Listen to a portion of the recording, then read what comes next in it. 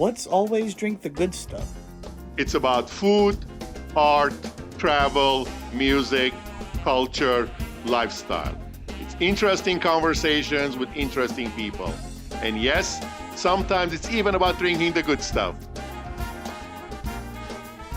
A trailblazing winery owner and winemaker who knows what it takes to put not only her own winery on the world map, but the entire wine industry, Armenian wine industry, on the world map. Welcome, Victoria, to Always Drink the Good Stuff. Good to have you here with us. Thank you for coming. Pleasure to be here. Thank you for that lovely introduction. My pleasure. It's all true. I've seen your work. I've seen how you do things. You get things done, and that's what we need more of. We need more of you. Thank you.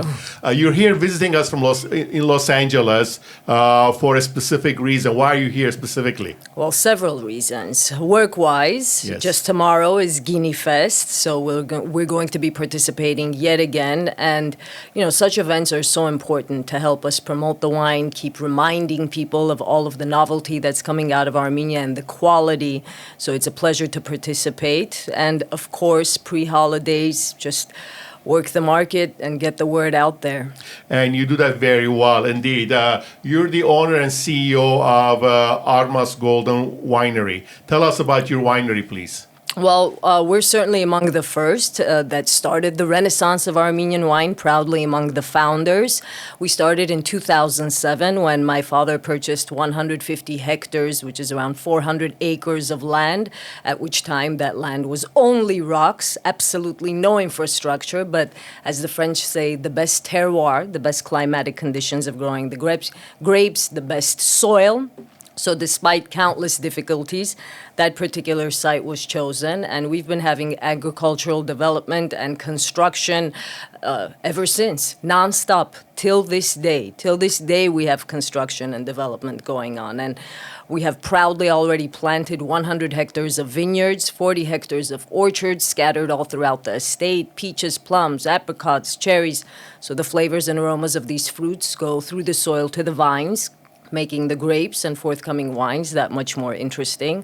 They also make incredible dried fruits. Yes, I've had some of those. Yes, I brought you some today as well. Oh, thank you. From this season. Oh, wonderful. Good. They're delicious. I enjoyed them last time as well. Thank you. And of course, we built a world-class winery and distillery. I mean, truly state-of-the-art.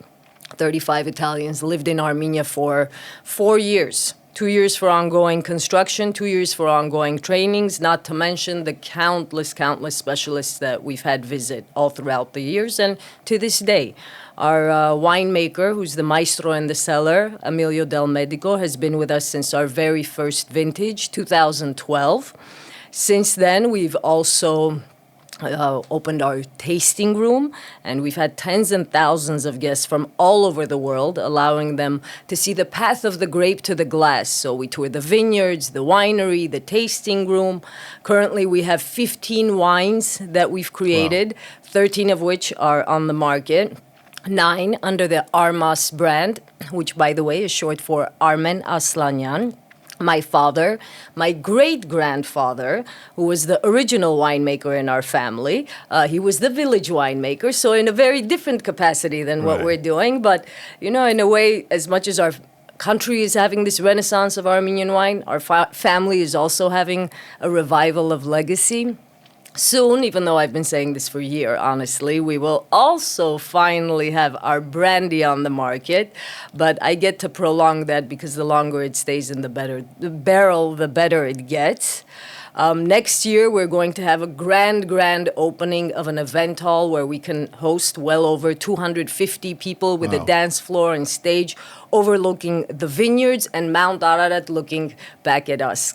I mean, the view is incredible, and I will say it's not just the magical, beauty of the estate, because it truly is stunning, but there's a certain aura there that no matter what, just as soon as those gates open, I get goosebumps even thinking about it, and that's absolutely what took me to Armenia. As you know, I grew up here, but I visited Armenia very often. I never saw myself living there. But the first day that I stepped foot at Armas, which was about a year after my father had started, it felt like a calling. This is where I need to be. This is where I want to be. This is part of my path. And that's your passion now. Absolutely. And by the way, our second brand, yes, that we a few years ago we released, and now we have 5 wines from the Kirk brand, not Girk, but Kirk, which means passion in Armenian. Okay. So Armas is our name and Kirk is our approach. Wonderful. Absolutely. And where is the Armas Winery located?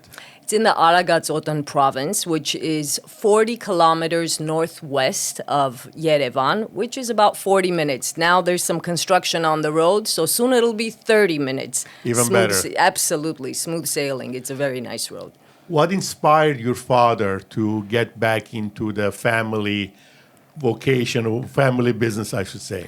Well, in 2007, early 2007, when I told him he's expecting his very first grandchild, Oh, wow, okay. my son, who is also Armas, so, he decided to repatriate back to Armenia and literally plant some roots and watch them grow. But of course, he wanted to do something that his kids and soon grandkids would and will continue.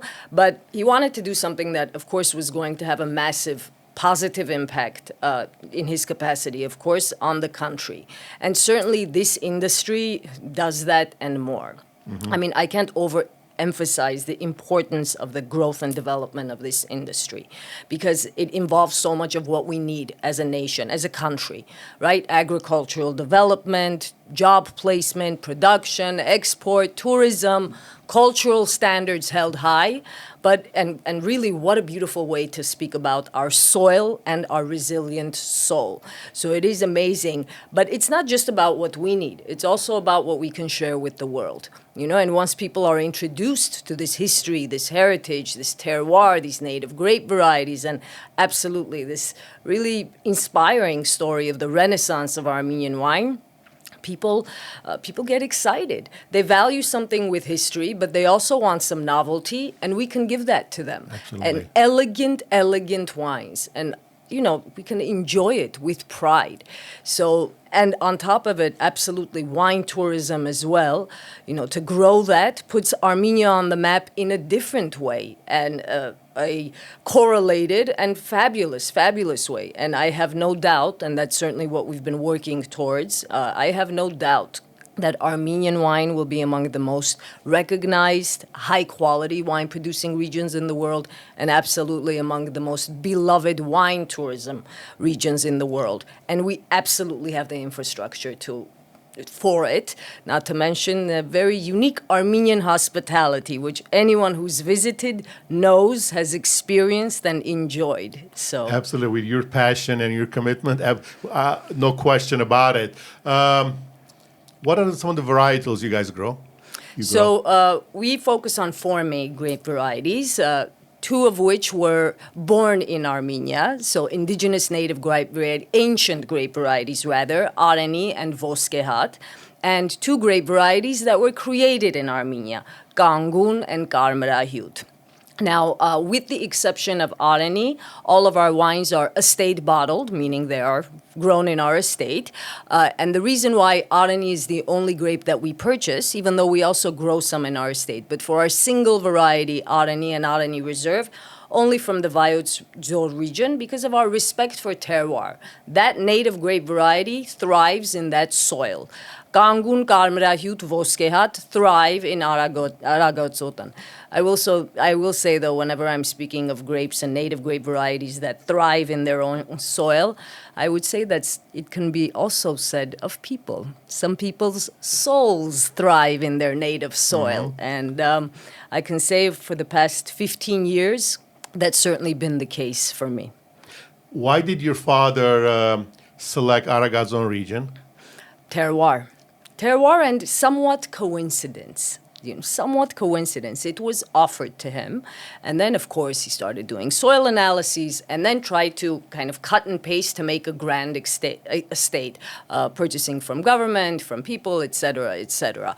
But first and foremost, it was because of the soil. And secondly, because of the proximity to the city. Because what's 40 minutes, right. Especially when you're from LA. Correct. So we always had the plan of developing wine tourism, and I know that he came up with this idea when we visited Napa Valley together many years ago when I was living in San Francisco, and it was a trip. I mean, I remember him just looking and thinking. I'm like, what are you thinking? Nothing. Unlike me, he doesn't speak much. He just does. And also, unlike me, he doesn't drink either at all. Really? Yeah. I drink and speak enough for both of us. All right. Yeah. But that's quite a passion. No, because I will come to that point about having places like Napa Valley, Paso Robles, Santa Barbara in Armenia, because I will come to that point because we have the topography, we have the lands, we have the grapes, we have the wines, we have the winemakers. We just have to make it more attractive for people to come and spend the night there instead of going there in the morning, coming back in the afternoon. Right. But again, when we're talking about 30, 40 minutes, it's not a big deal. But for instance, at Armas, we have a boutique hotel. So people can come wonderful. And stay there. And, I think there's so much to be said about authenticity. So if you're going outside of Yerevan, right? I mean, there's so much to see in the villages, a cute little B&B. So, okay, Armas, we have our own. But you're always going to find quality or at least authentic, interesting lodging, especially if we're speaking about a night or two. And more, and much to our excitement, all throughout the country, there is so much development. The service industry keeps on developing better and better, both restaurants, hospitality, hotels, you name it. So it's there. The infrastructure exists. You want to visit, you can come and have absolutely what you have and want. And we've created these experiences. Right. And also, unlike, for instance, Napa Valley or some of the more established, well-known wineries. When you go to these wineries, you get to meet the people. Well, that's true. It's not a small thing. People who've put their hearts and souls and time, life. What is time? It's our life. We put that in there. And it's quite a treat because they get first-hand introduction and they see the people who have created the place and also the wines and spirits that they will be enjoying. So, I invite everyone to visit, whoever hasn't, and whoever has, we want to see you again. And more, another thing that's happening, which I think is also great for all of us, is this idea of destination events, destination weddings. People can come and have this gorgeous setting, just stunning, and certainly at a fraction of the cost, but in no way of lesser quality. We have a fantastic phrase in Armenian, which I love. Շուտ եկանք, ուշ եկանք, շուտ սովորեցինք. We might have come a little bit late into the game, but we're quick learners. It's part of our spirit. It really is. Hospitality certainly has been throughout our history. Right, but not just hospitality. The fact of when we see and understand something of quality, we immediately know how to do that, or we learn how to do that, and then we do it well, and then perhaps even better. How many cases you're producing right now? Depends on the year. So every vintage is different. We look at the market, and also, of course, we have many long-term goals. So a predominant chunk of our grapes goes for brandy. And for a fantastic bottle of brandy, you have to wait at least 10 years and then keep the rest to age, et cetera, et cetera. So it can be anywhere between 50,000 to 200,000 bottles a year. But the winery has 1.3 million bottle capacity. Wow. So, of course, a huge chunk of that goes for brandy production. But one of the things that we've been doing recently, for several years now, actually, which is also a really positive thing for the industry, is that because we have A to Z scope of operations in our winery, and we have well over 1 million liter capacity, not even counting the barrels, and state-of-the-art equipment, etc. So if someone wants to have their wine brand and they don't want to invest millions or tens of millions, whether it be in the winery or in the agriculture, developing vineyards, which is incredibly difficult. And I'll share a few stories about that in a little bit. But they can basically either, in a sense, sublet part of the winery or bring us their grapes, purchase grapes from us, purchase grapes from someone else and bring it to the winery, and then we create a wine for them. Or ask us to make a special blend for them, or just the bottling and packaging, or this or that. So basically, people who have this passion and intention to produce quality wines and don't want to have this massive overhead and production and investment, they can just outsource these services. They can choose to grow their grapes or purchase them and have their brand and then enjoy the best part, which is going around the world and introducing Bragging it and about enjoy it. Yeah, exactly. So, but, and very often we're asked, who are your competitors? I say, well, it depends on where you ask me. If we're talking about a former Soviet Union, Georgia. If we're talking about the rest of the world, France, Italy, Chile, California, etc. But certainly not Armenians, not other Armenian producers.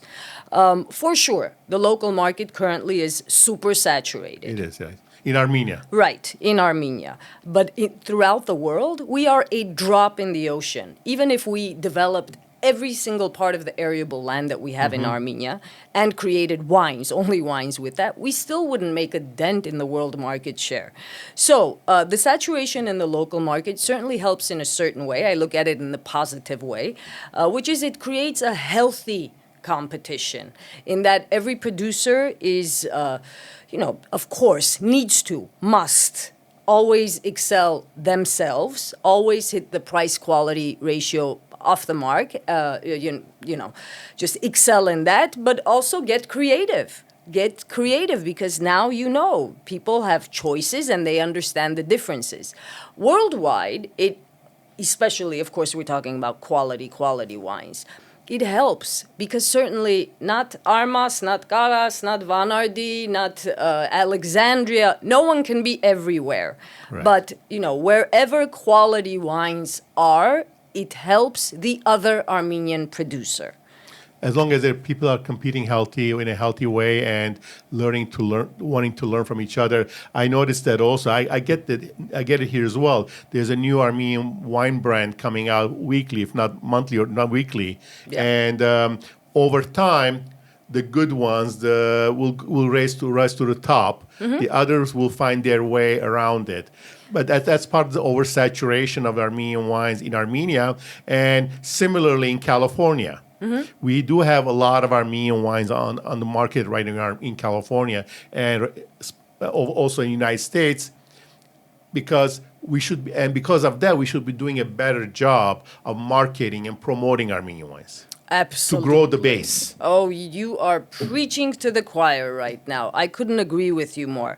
But let me tell you, considering even though there are many Armenian wine brands out here right now, if every Armenian family purchased one bottle monthly, I'm not even saying daily, we would buy the entire production of Armenia. Oh, no question. And, every Armenian has the opportunity to be a brand ambassador, not Armas brand, not any other wine brand, the Armenian wine brand, quality created in Armenia brand, and do it with pride. So a friend of mine always says, and I love this phrase, we need to move from aid to trade.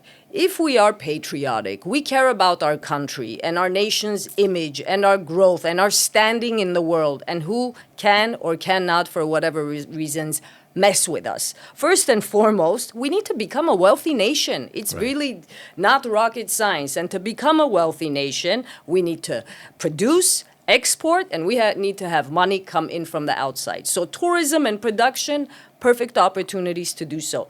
But purchasing a bottle of wine, it's not philanthropy, Right. It's a win-win. It's a win-win. And gifting a bottle of wine. I mean, I have so many non-Armenian friends that tell me, whenever which is funny because it should be the opposite. Literally last night I had this conversation, and one of my friends who's not Armenian. He says, whenever I go to any Armenian's house, I always, with pride, take your wines. So it's a matter of respect and showing that I know and this. But every Armenian should do that the opposite way. Whenever they go anywhere, especially by non-Armenians, but anywhere, take wine, gift it, introduce it. If you know something about it, speak with it. But certainly at every celebration, and especially if you're a wine drinker, daily, weekly, whatever, at your home, stock up on the good stuff. And everyone can find something that is appropriate for them. Correct. Price Taste, point. budget. That's it. So make that simple. It's not even an effort. You go to purchase wine, choose Armenian. You go to purchase anything really, if we're talking about quality or certain price, choose Armenian. It's fun, going back briefly to the brandies that you make. I've had some barrel samples of them. Yes. They're phenomenal. I brought you one today as well. Oh my God. You should come back every day. Right? Yeah. Thank you. And to your point about us being ambassadors of Armenian wine, that's what I do. I know to you promote do. the Armenian wines on multiple platforms and talk about wines, drink the wines, talk about them, meet wonderful people like you who are prime ambassadors of Armenian wines. And I agree with you. I used to, years ago, I came up with this thing who said, choose Armenian for a while, for a change, or drink Armenian. These are things that there should be a lot more of this happening, and it will be. Let's give it more time, and I think it will be. I certainly hope so, because there's absolutely nothing that hinders that. To that point of promoting, what kind of work do you think the Armenian government is doing to promote Armenian wines? Well, certainly there's the Vine and Wine Foundation, the only one that Armenia has. And the reason why I state that, to put things in perspective, Georgia has over 50. Okay? And I went to Tiflis after Armenia, and I've been in touch with a lot of Georgian wineries and what the Georgian government is doing to promote Armenian wine. They're spending millions of dollars, Victoria, promoting Georgian wines from Japan, Tokyo, United States, all over on a daily basis. I got 2-3 Google alerts about Georgian wines are doing this. They scored this point. They're tasting this one. They got mentioned in that magazine. It's just amazing promotion they're doing. Yes, they take that industry very seriously, Yes. as they should, because they see the cultural and economic value Correct. in it. Certainly, we've had our hands full with so much that has gone on I get over that. the last few years. And also, we have a different budget, right? Right. Much different budget. Do I think that the government should and can do more? Absolutely. How much more? Well, time. But I will say, it's great to have that support, and it's very small support. The Vine and Wine Foundation's budget has honestly been a bit of a joke in the past years, and every winemaker, especially those, and yes, it does. We feel it on our skins every day, right? Have invested so much and continue to invest so much nonstop. It's nonstop investment. Winemakers know this. We joke about it. We make fun of ourselves. Like we do this blindly, but we all love it. Anyway, I think it's great to have support, but when you don't, it also makes you stronger. But instead of relying on that, waiting on that, or complaining about that, certainly we voice our concerns whenever we have the opportunity to do so. But, if the product sells, whether first and foremost, Armenian community is the best place to start, but we must grow from there, and we certainly have been, and we can talk about that a little bit as well. But if the market continues to grow, we have sales, we will continue to grow, others will continue to invest, and it will be this really positive snowball, so we don't have to wait for that government support. Certainly, if it was done, especially considering the story that we have, in terms of history, heritage, world's oldest winery, terroir, this, that, and the other, yes, we would make an immediate mark on the world. Chile did that as well. It's not Georgia. Of course, we talk about Georgia because there are immediate neighbors. Yes. So if tens of millions were now invested in promoting, choosing some key markets, for sure, we would catapult to the next level, and that would be incredible for all of us. But it is what it is. You know, it is what it is. So in the meantime, we need to really, I mean, people, every individual can take it seriously, knowing that countless people will benefit. It's not just for the benefit of one business or 250 businesses. You know, for when we started, there was maybe 3 wine brands, now over 250, which is great. Let's keep that going. Wonderful. But again, we would have success and grow as an industry, as a country, if the diaspora was a little bit involved. And again, it's just the difference of picking this up instead of that up. We're not asking anyone to go on a marathon run, you know? I know many of the wineries in Armenia are part of the Vine and Wine Foundation, but not all the wineries are. Right. Is there another association of Armenian wineries that are apart from the governmental? Is there such an organization? There is. There is also Wines of Armenia. Okay, but But that has nothing to do with the government. correct. But that's Right. a sales organization that's trying to sell wine in Right. Europe. Aside from Vine and Wine Foundation, no other government I'm talking supported. about non-government association of people like you, Karas, everybody else, Old Bridge, coming together, forming an association apart from the government to see how they can themselves. I think relying on the government is not always the best thing to do. It's not. Because government has their own agendas, they have their own ways of doing things, and every time there's money involved, you are dictators how you can spend it.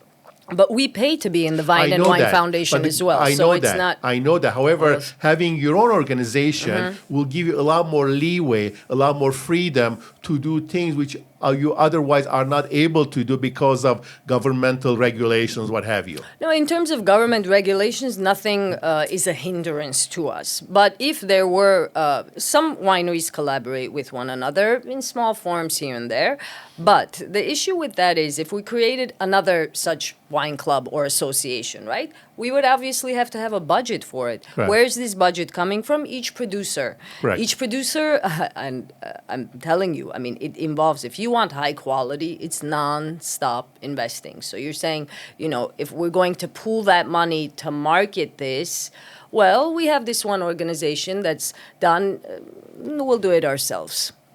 Okay. No, because, I mean, the thing is, again, it's a matter of having the budget, right? Right. If you're going to pool that money, then you'll spend it separately. Unless that organization was going to get a budget from elsewhere. That's why the Vine and Foundation works. But not only the only reason why it works. It works because at the helm, we have someone that is super passionate, Zara Muradian, Right. and has been, I've known her for 15 years now, and I know what a mark she's had on the industry, founding the Young Winemakers Association many years ago. And now is the president of the Vine and Wine. You know, someone that's honest, knows, and cares about the industry. So this is really important. No, I know. I met her a few years Yeah. back as well. She's wonderful. But I think her hands are sometimes tied Of given the course. budgetary restrictions. Right. It is what it is. Well, maybe we can have a call to action. All I've been saying this whole time, right, is buy a bottle, buy a case, because bottles turn to cases, to pallets, to containers, to change, right? But if there's someone who wants to, give some money to the Vine and Wine Foundation, knowing that it would be spent properly and fairly, okay, aid and trade, right? Of course. That's a good phrase. Thank you. That's a good thing. Okay. What kind of grapes should Armenia be growing? And you know where I'm going with I this. know exactly where you're going with this. When I was in Armenia a few weeks ago, I was interviewed on CivilNet, and this question was raised, and of course, your name came up during the interview. I saw that interview. And the question was, should Armenia be growing indigenous grape varietals, which we have identified at least 300 of them, or should we be growing European varietals as well?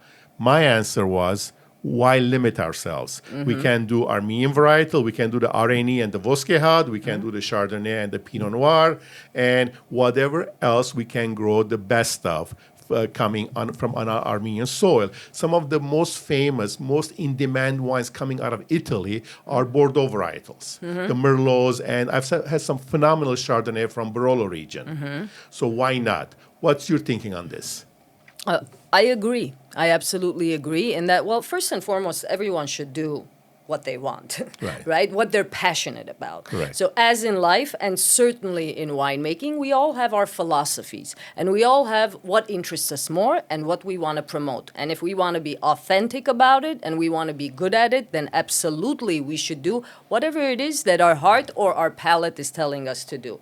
So certainly some people choose native grape varieties as we do. That's our philosophy. That's what I want to promote. That's what I want to drink. And, it's bred from our soil, and they're magnificent and in no way inferior to any European grape varieties. With that said, lots of people prefer European grape varieties locally and abroad. Why not give them that opportunity? And why not see what we can do with these varieties in our soil? So I think it's wonderful that we have the blend of that, to each their own. And again, whatever we need to do to grow the market, and that is one of the ways. I know certainly that when we released our first wines, which was at the very tail end of 2013, let's say 2014, so 10 years ago, I mean, wow, it was incredibly, incredibly difficult to promote the Armenian grape varieties. Just incredibly difficult. Just saying Garmirahut must have been a challenge. Exactly. The amount of times I've heard that. But, I remind people, no one was born saying Cabernet Sauvignon or Grunavetlina, right? It was taught to them. Of course, it's our responsibility to teach that, and we continue to do so. But again, if we started with native grape varieties, I know with European grape varieties at that stage in the game, we would have had much more ease getting our foot into the door. But for us, this is more fulfilling. This is part of our vision. Now, those that create, and I have certainly tasted, for instance, Alexandria wines. Right, very much so. Yes, they have their own winemaker. They produce their wine in our facilities, and have land in the vicinity, using European grape varieties, and sometimes with a blend of Armenian. Correct. Right? Fantastic wines. It's great. Anytime something is of high quality, it helps us all. And especially when you do it with love. And I know Adam Kablanyan does so as well. So absolutely. And that Chardonnay that Alexandria makes is still an Armenian Chardonnay. It is, exactly. It's created in Armenia, period. It's Armenian terroir, Armenian air, land, rain, sun that's producing that Chardonnay. That's right. Similar to that same terroir producing the Voskehat, the Kangun, or the Areni. Absolutely. And there's some people, who that's the varieties they like. So that's cool too. Still, I don't see a problem with it. I mean, in the market, like the consumer themselves. No, correct. Right? So I have no problem with it, but some people have issues with that, which is their choice, obviously, to each his own, I suppose. But I think as long as we're producing the best Chardonnay we can in Armenia, the best Areni, the best Voskehat, the market will decide. Exactly. What's going to sell, what's going to move forward, it's just the market decides it. It is. It's like, I've heard, for instance, some people say, why am I going to try a Chardonnay from Armenia? If I want a Chardonnay, I'll try it from Europe. And why try a Chardonnay when Armenia has native grape varieties? But there are people, also lots, who say, I would love to see what kind of a Chardonnay would come out of Armenia. And then they prefer that. So it's great. Let's grow. Like, why do we need to judge each other on this matter? Or on any, for that matter? I'm seeing more and more people grow also a lot of Syrah lately. Because of its fruity nature and fruit-forward nature, and they think that would make not only a standalone varietal, single varietal, but also a nice blend with some Areni or some other Tartar grapes to round them off, maybe. Sure. Time will tell. Time will tell. You're not going to see that from Armas, though. Okay. Well, who knows? Maybe my kids will do that. Why not? Yeah. I'm going to stick to the Garmirahut, which is my personal favorite grape. Red grape, Voskehat after that. But it's incredible. It's just to be discovered. And, they have the wine, the grapes map with all the different varieties on it. We need to have those Armenian grapes on that map. So I wholeheartedly promote this. And I think when people have a chance to discover it, they see it. So it's a matter of time that Garmirahut will also roll off people's tongues. Absolutely. Like Gewürztraminer does. There you go. Are your vineyards organic? We try to be as organic as we can. Practicing organics. Right, right. But we're not certified organic. Actually, only one company has been certified organic in Armenia, and then they kind of stopped making that wine, as far as I know. Here's the thing. So, okay, for instance, we recycle every part of the grape, or every part of whatever nature gives us. So the stems we collect, the white skins and seeds of the white grapes we don't use in winemaking. We shred it, we compost it with cow dung, which makes the best natural fertilizer for the fields. We only spray out of necessity, not every set so often. So the most important thing is that we have the absolute best raw material that we can. Over 100 hectares, first of all, it requires a completely different oversight to be certified organic. Right. And again, it's not part of my personal philosophy. I'm not a huge fan of organic wines. I am a fan of organic food, right? The best raw material. So same thing with cooking, same thing with wine. Whatever you start with, that's the most important, and then what you do with that thereafter. So we try to have the best grapes, but again, being certified, taking that time, effort, this and that, for being part of a very small niche market, and also creating wines that it's not my favorite. I can always appreciate a good wine. Actually, I've had quality organic wine, I must say. For instance, Tufenkian's wine. So, but in terms of production, again, it's just not what we're doing. Is your practice similar to other practice among other vineyards in Armenia? Is it similar? Well, in certain Depends. basic senses, yes. In certain regards, no. I remember one of the most difficult things for me in the very, very beginning years when I started this, I thought there was such a thing as right and wrong. Boy, was I wrong. I mean, really. So, of course, I studied. I took some courses with UC Davis. I did a lot of self-study, but the best education that I had was working in the vineyards and the winery for years. I mean, we didn't get out of there for years. But what I noticed is that everyone has opinions. Everyone has the proper way of doing things. Everyone has what they consider right and wrong. And you just have to find your own path and see what works there at that moment, and depending on what you want to achieve.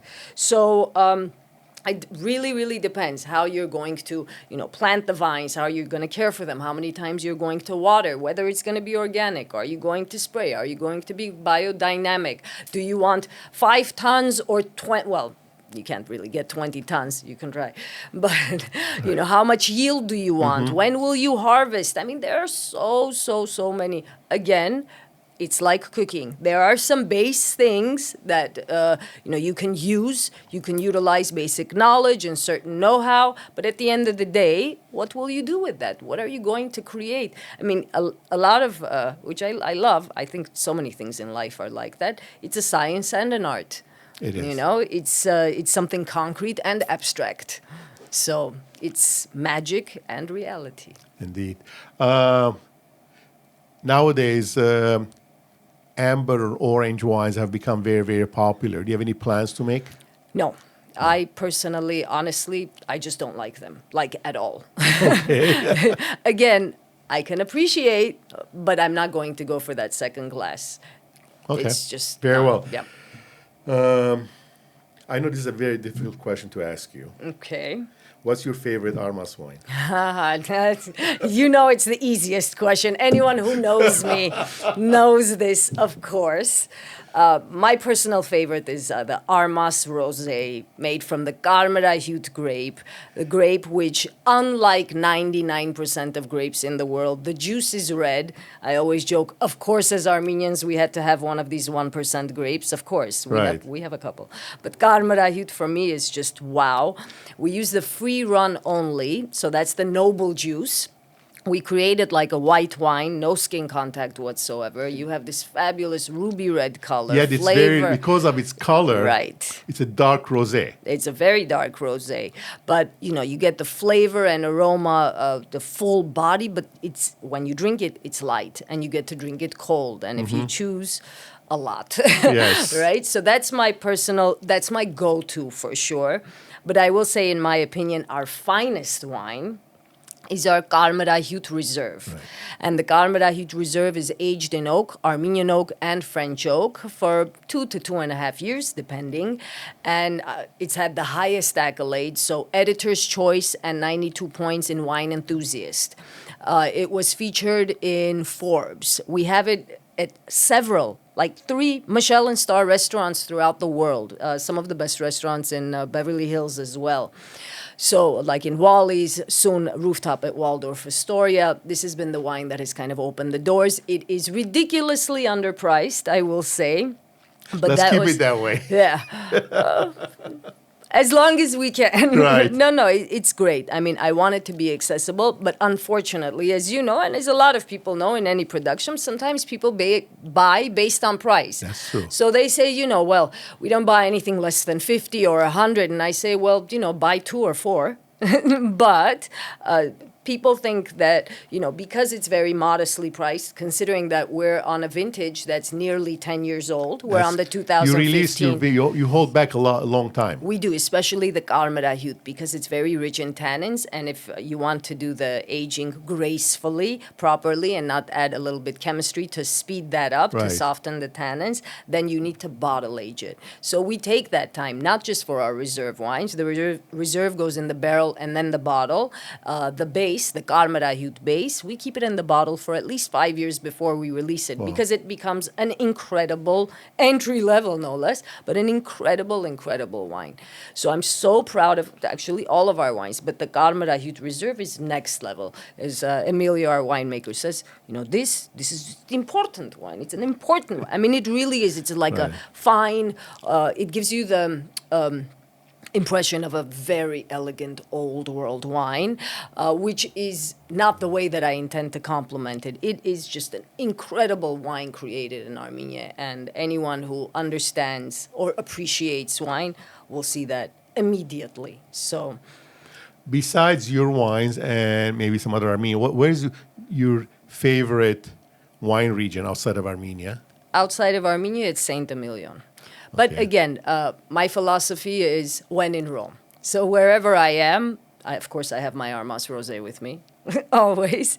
But of course, I love tasting wines, and I love that people knowing that how much I love wine. They always offer me some incredible wines, known or absolutely unknown, from all over the world. And I can appreciate any wine that's clean, created well, and the passion, you feel it.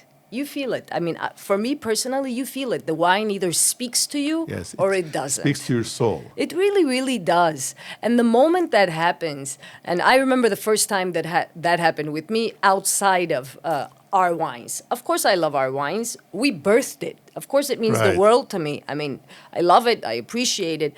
But until a certain point, and of course, this is something that develops over time, okay, I liked wine, but I was in my 20s, you know what I mean? And I was introduced to the wine world rather late. Right. But I distinctly remember a moment, and it was at the World Wine Symposium, the Davos du Vin, which took place in Lake Como at Villa de Este, this incredible event, where thanks to our efforts, and I mean efforts, I'll tell you that story later. But Armenia had the place of honor there that year. So I was there, and our winemaker came as well. And I had a chance not only to present, but there were wine producers from all over the world. I mean, it was magnificent. And every night, Michelin star meals paired with all of these different wines.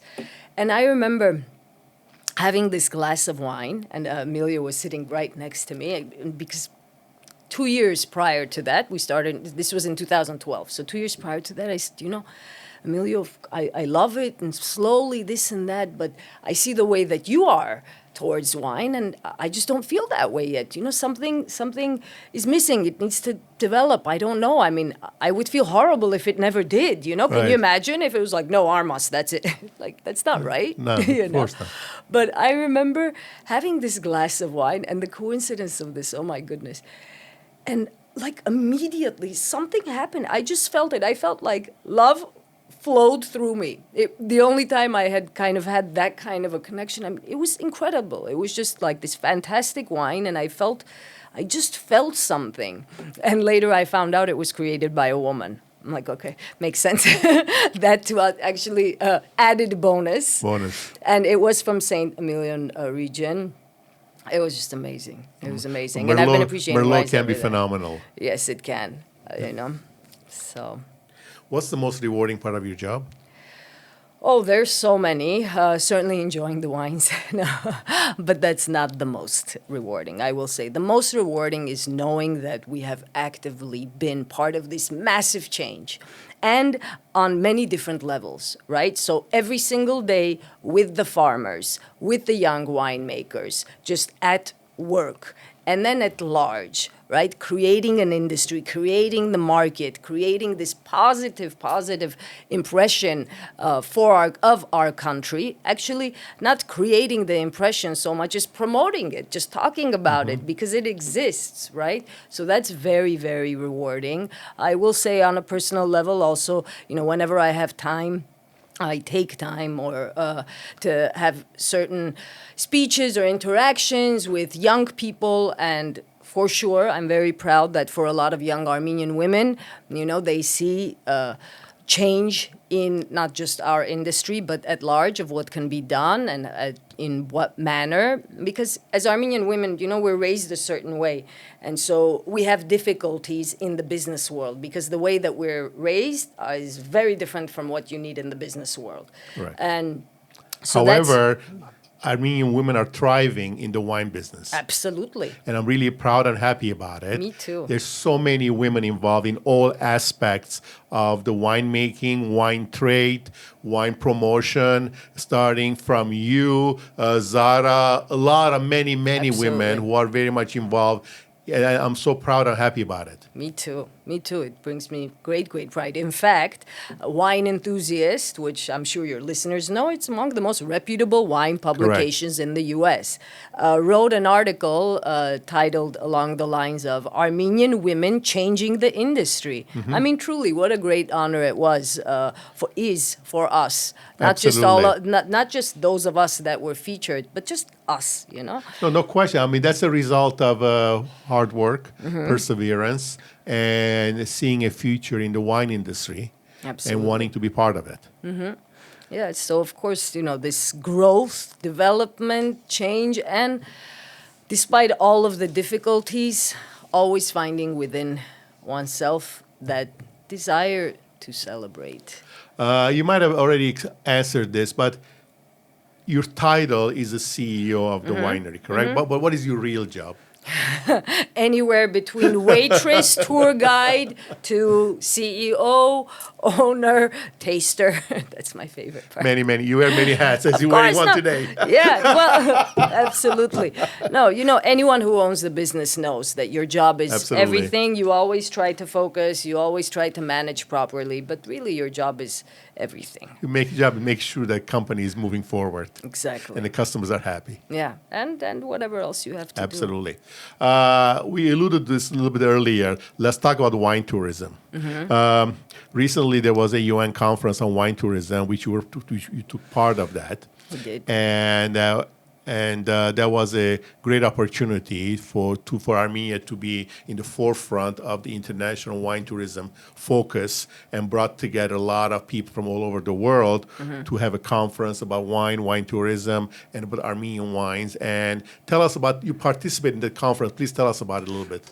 So I was one of the speakers, which was a great honor. We also had many guests from that conference that visited Armas, and not just Armas. Several wineries were chosen, and they had master classes there, and professionals from all over the world visited to share their know-how, their experiences, whether they were just in the industry or producers themselves. Of course, anything organized by the UN, it's going to be at a certain level, which is so wonderful to bring that to Armenia. And also it helps bring Armenia to the world. Correct. So it was a great honor that Armenia was chosen as the site of the UN Wine Tourism Conference. And yet again, any such opportunity where we get to tell our story, promote, and just,